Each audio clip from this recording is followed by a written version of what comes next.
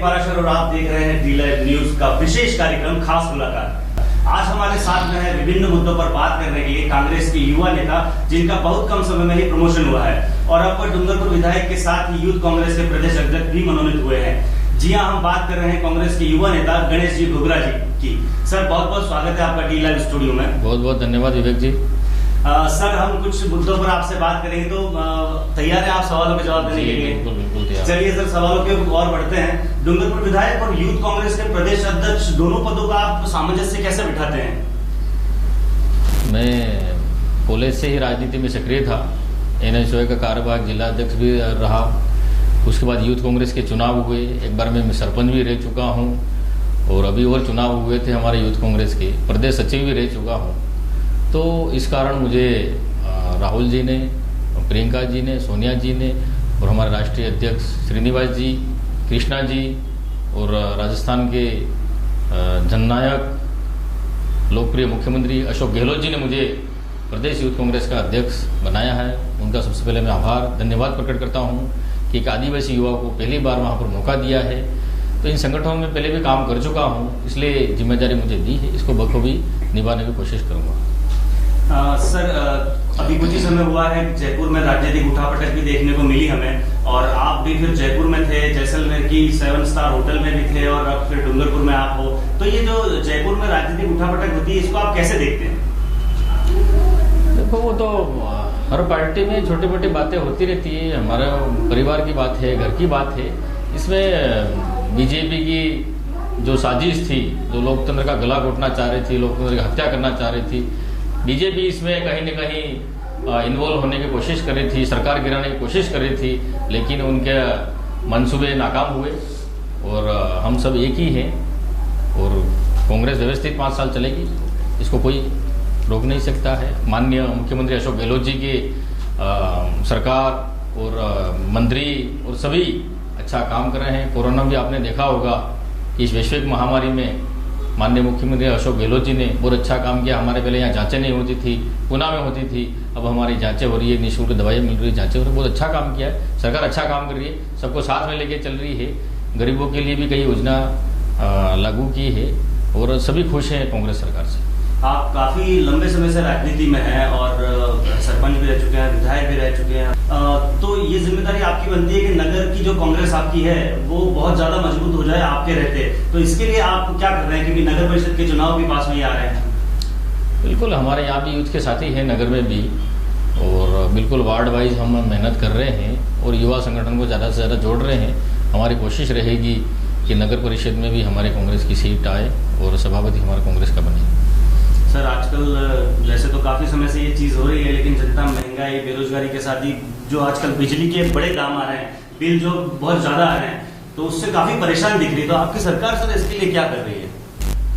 वो सरकार से हमने भी बात की है, सरकार कुछ ना कुछ इसमें राहत देगी। CM साहब से भी बात की है, ऊर्जा मंत्री से भी बात की है कि कहीं ना कहीं ये हो सकता है कि ये मीटर रीडिंग वाले गलत उतार रहे हैं, ये गलत कर रहे हैं। हो सकता है जयन अयन की गलती से भी वैसे बिल आ रहे हैं।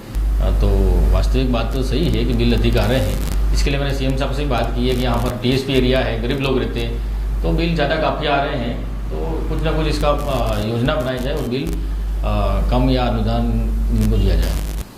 सर, अब आते हैं डूंगरपुर की जो अभी वर्तमान स्थिति चल रही है, उस स्थिति पर काकरी डूंगरी पर कुछ अभ्यर्थी अपनी मांगों को लेकर बैठे थे और फिर काफी सारा हंगामा भी हुआ, सरकार ने उसे हैंडल भी किया। लेकिन आपको क्या लग रहा है, सरकार इसको ठीक तरह से अगर हैंडल करती तो इतनी ज्यादा भयावह स्थिति नहीं होती? तो कहाँ कमी रह गई?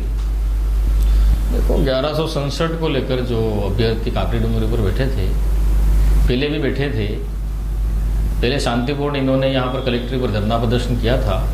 उसमें हमने सबने सहयोग किया था कि शांतिपूर्ण आपकी मांग हो तो माननी चाहिए, संवैधानिक तरीके से मांगो। लोकतंत्र में हर कोई अपनी बात रख सकता है, मांग सकता है, लेकिन जिस तरह से ये एक सामाजिक मुद्दा न बनाकर एक उन्होंने एक BTP पार्टी अंदर 1-2 साल से आ गई है, इसने उसको उकसाया है।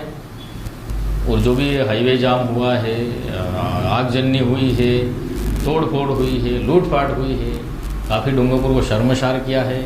ऐसा इतिहास में पहली बार घटना घटी है यहाँ सामाजिक समरसता जो बिगड़ा है वो ठीक नहीं है और मैं भी काफ़ी इससे चिंतित हूँ। दुखी भी हूँ कि ऐसा नहीं होना चाहिए था। ये बीटीपी की सोची समझी साजिश थी कि अभी जो पंचायत राज चुनाव आ रहे हैं, 1167 का मुद्दा खाली यूँ उन्होंने मुद्दा आगे किया है, लेकिन उनका मेन मकसद था पंचायती राज का चुनाव था कि हमारे प्रधान हमारे बने, जिला प्रमुख हमारा बने। यूँ करके सोची समझी साजिश के तहत मेरे विधानसभा क्षेत्र में इन्होंने ये बीटीपी की सोची समझी साजिश है। 84 में बीटीपी का एमएलए है, सागवाड़ा में बीटीपी का एमएलए है, वहाँ पर कुछ भी नहीं हुआ, एक पत्थर भी नहीं हिला। ये सोचने का विषय है और आम जनता भी समझती है कि ये क्या कारण रहा। आज मेरे विधानसभा क्षेत्र के लोग नहीं थे, बिल्कुल कम होंगे, हो सकता है बाहरी व्यक्ति थे, कोई छत्तीसगढ़ से आ रहा है, कोई झारखंड से आ रहा है, कोई एमपी से आ रहा है, कोई दौसा से देखा आपने, गुजरात से देखा आपने, और ये यहाँ पर चले गए, लूट मार करके चले गए। आज मेरे विधानसभा के क्षेत्र के लोग जो निर्दोष हैं वो फंस रहे हैं, वो भाग रहे हैं। फिर भी मैंने सीएम साहब को भी अवगत कराया है और प्रशासन को भी, एसपी साहब, आईजी साहब से भी मैंने बात की है। जो मेरे विधानसभा क्षेत्र के लोग हैं जो निर्दोष हैं उस पर पुलिस कार्रवाई नहीं करे, जो दोषी हैं इनके खिलाफ कार्रवाई करे। आपने समय समय पर अलग अलग मंचों पर लोगों को समझाया है कि रीट के जो रिक्त पड़े हैं ये 1167 पद, आखिर ये है क्या सर मुद्दा? आपने एक बार चर्चा की थी तो मुझे याद है, ये मुद्दा है क्या, ये सीटों का बंटवारा है क्या? सर 1167 जो पद रहे हैं वो अनारक्षित पद हैं, वो किसी जाति वर्ग विशेष के नहीं है।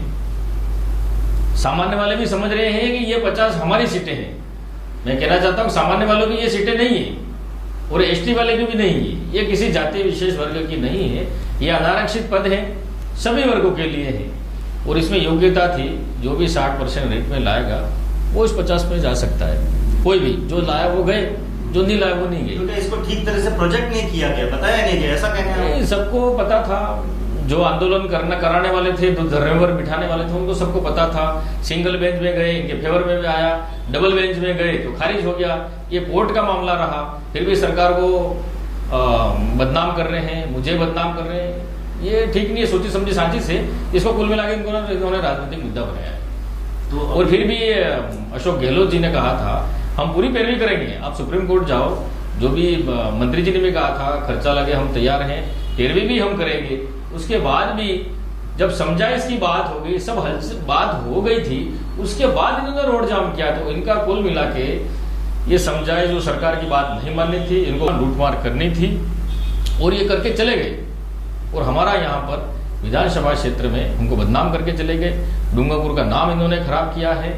और जिस तरह से इन्होंने जो जातिवाद, धर्मवाद और जिस तरह से ये 2 साल में युवाओं को गुमराह कर रहे हैं, आज हमारा आदिवासी समाज काफी पीछे चला गया है। मैं युवाओं से आग्रह करना चाहूंगा कि आप इस ओर न जाकर पढ़ाई में ध्यान देवें। संवैधानिक मांग है, आपको मांगनी चाहिए, हम भी आपके साथ हैं। और मैं हमेशा समाज के साथ रहता हूं। समाज की मांग हर बार मैंने विधानसभा में भी उठाई है।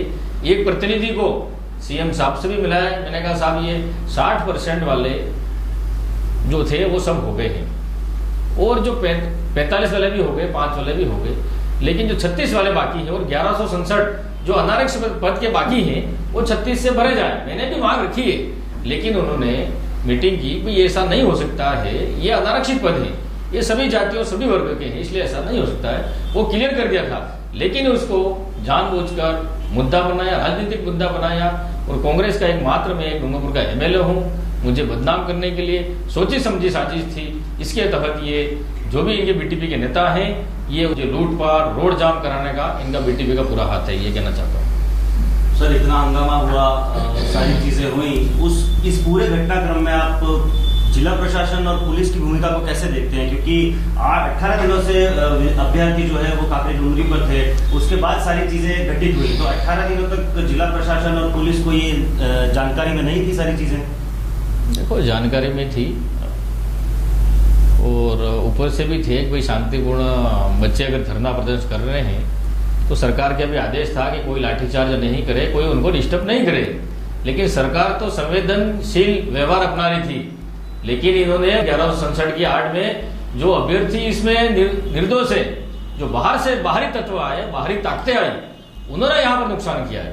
बाहर से जो आए, बाहरी ताकतें आई, उन्होंने उकसाया और उन्होंने लुटवाया है। फिर भी प्रशासन में कहीं न कहीं मुझे लगता है कि प्रशासन ने उसको थोड़ा कहीं न कहीं हल्के में लिया, अगर पहले रोक देते तो इतना बड़ा ये हादसा नहीं होता, ऐसा मेरा मानना है। इस हंगामे में गणेश जी नुकसान भी काफी हुआ है, अब उसकी भरपाई कैसे होगी? देखो, हंगामे काफी नुकसान भी हुआ है। जो हमने भी वहाँ दौरा किया, मौके पे मैं गया हूँ, होटल में गया हूँ, होटल मालिक कह रहे थे, हमने खाना भी खिलाया, सब किया, हमारे यहाँ ही लूटा। और वहाँ पर जितने भी होटल में जो काम कर रहे थे, काम करने वाले जो वेटर हैं, साफ सफाई वाले हैं, वो आदिवासी लोग ही थे जो बेरोजगार थे, उनको वहाँ पर रोजगार मिल रहा था। तो कम से कम 50-100 लोगों का, हमारा आदिवासियों का रोजगार टूट गया। आज उनके घर पे चूल्हा कैसे जलेगा, मैं भी काफी चिंतित हूँ। और ये इन्हें माफ करने लायक नहीं है, ऐसा काम किया है बीटीपी वालों ने। नहीं, पर आप बीटीपी का नाम ले रहे हैं, और लेकिन बीटीपी के काफी नेता तो कहते हैं ये एक सामाजिक लड़ाई है। सामाजिक लड़ाई कैसे? आप जाने उनके वीडियो देखो, ऑडियो देखो, हर वीडियो में जो भाषण कर रहे हैं, जो जय जोहार कर रहे हैं। और जय जोहार हमारे यहाँ की संस्कृति नहीं है।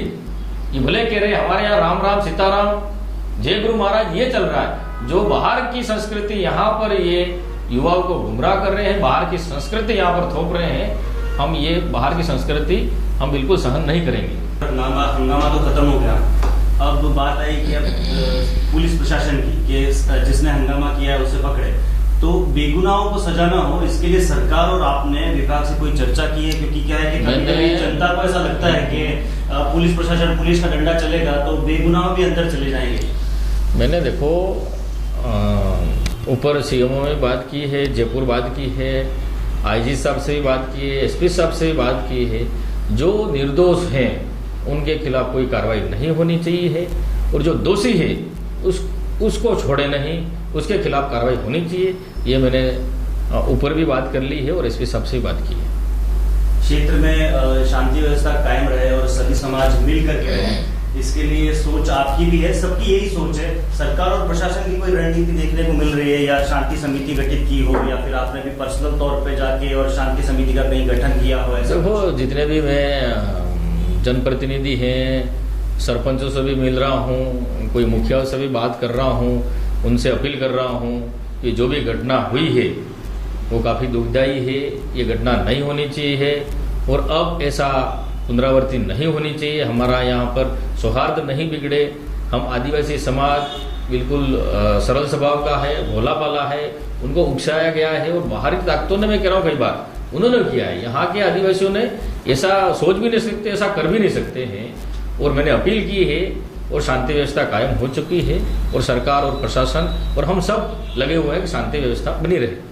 बिल्कुल, हम भी यही चाहते हैं कि क्षेत्र में शांति व्यवस्था बनी रहे। बात करते हैं सर कोरोना की। कोरोना को लेकर सरकार ने कई तरह के कदम उठाए हैं। विभाग है अपना, उनके अधिकारी ये कह रहे हैं कि जो कोरोना की अपडेट आती है डेली की, वो सरकार के आदेश हैं कि मीडिया को नहीं दिए जाएं। ऐसा कोई आदेश आपकी नजर में पारित किया है? इसमें सरकार आपकी है?